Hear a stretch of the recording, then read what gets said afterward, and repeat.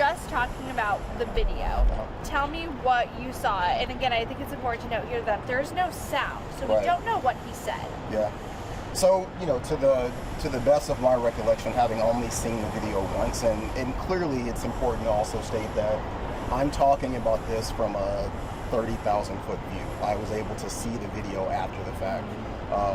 But from what I saw, you have a involved person that goes across the street. There's a group of people that seem to be seated in close proximity. It looks as though something is said from across the street. Again, there's no audio because you kind of see everyone perk up and turn and look in that direction. And then there's a back and forth. The gentleman comes from across the street. There's some sort of engagement, and then the group of people leave from here and go across the street towards this direction where I guess the altercation happens, but you can't really see that on video. And you know, it's also important to say that, you know, there was private security here when this happened, and the board chair just said that she was really proud of them for calling 911 and trying to de-escalate when they saw that it was escalating. So what can private security do in a situation like this? I think it's important to remember that private security is extremely broad. However, the security officers, the security team are bound by the contract, they're bound by the post orders.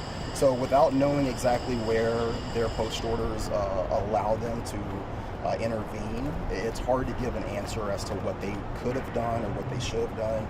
You know, from the looks of the video, it looks as though they tried to de-escalate. It looks as though they were dealing with the situation as it unfolded on property. The issue with any time security gets involved in something that happens off property.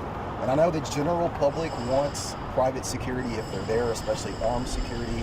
The thought is you're in the proximity of the situation happening, you see something happening, you should go over and be a part of the group to stop that. But that's very, very dicey because we don't have the authority to go across the street and get involved. Sometimes you can be covered by Good Samaritan laws, but again, that comes down to the contract, it comes down to the company that you're working for. There are limitations with private security. We get told all the time that we're not law enforcement, we're not cops, and that's true. We can't operate in a law enforcement capacity, we can't operate in a police capacity. So leaving property to address a situation, even if it had started on property, is a little bit sketchy.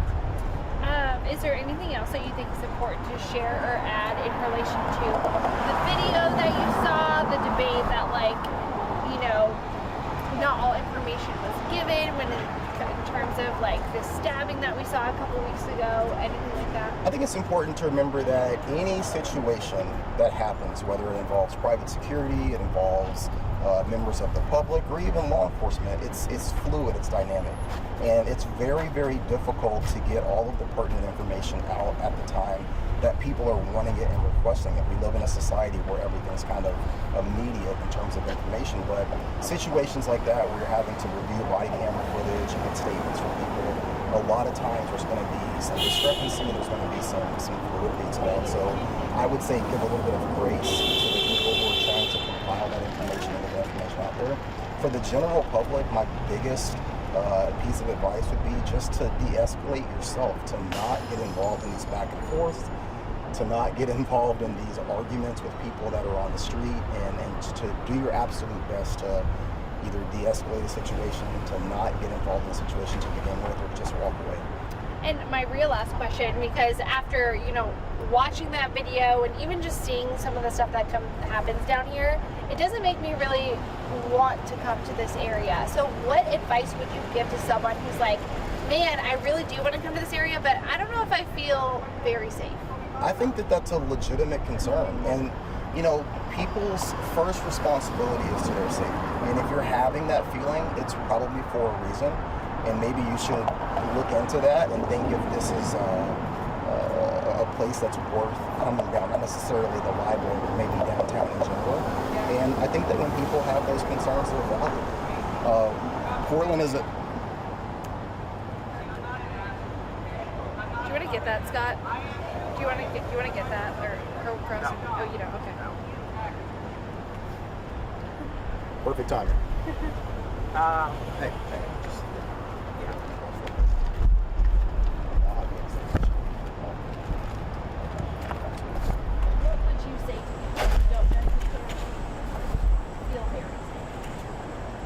definitely spliced all of this in. I know. It's like perfect. I know.